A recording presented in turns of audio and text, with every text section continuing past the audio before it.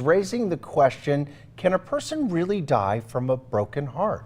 Local 12's Liz Bonus spent the day with cardiac rehab experts, and she joins us with what she's found. Liz.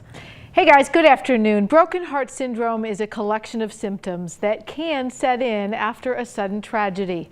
This is, of course, something similar to what's happened when you have a death of a daughter. The National Institutes of Health says it's a condition where extreme stress can lead to heart failure and the muscle actually fails. Usually it's severe but short term and a person does recover.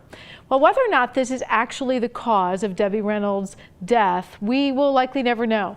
But family members do say that they believe she died of a heart that was broken and hurting from the loss of her daughter.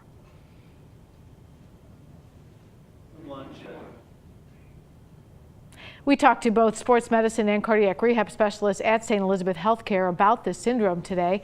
They say it's not uncommon to have heart events or even stroke following stressful life events. And there are things that we can all do to manage those risks. Lowering your blood pressure is one of them. Weight control, controlling your cholesterol levels, all a good place to start. But if you do all these, you still need to know any life stress is especially hard, just not on the heart, but on the whole body. Stress really can change the chemistry and the physiology in your body, and it can affect every system in your body, your cardiovascular system, your GI system, your immune system, your sleep. It can really take a toll on your overall health. Now, some other important things to know about broken heart syndrome. NIH researchers say it's more common in women than in men.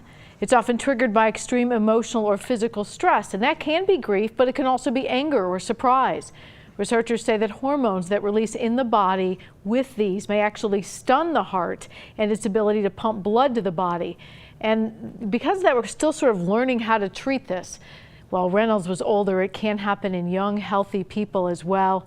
It's also important to note that it's sudden stress that alters the hormones, and well, you may not change it. You know, they always say you can't change the stress, but you can control your reaction to it, or you can give yourself an outlet, because that way it doesn't build up in the body. So even though we see something like this suddenly, over time, that may be just as dangerous, we think, as smoking or sitting. Wow. And it does make sense. Like you said, we won't know in Debbie Reynolds' case, but I think we all have cases where we know, have heard of friends where this has happened. A husband and wife die close to each other, and you got to think sometimes it's got to be related. You know, it's hard not to when it's a day apart, but usually it's long term, like when grandma dies and then grandpa dies a few months later. Usually you see it long term. Most people actually do recover, however, from broken heart syndrome. That is good. All right. Interesting to know. Thank you, we're back at Liz. 6:15.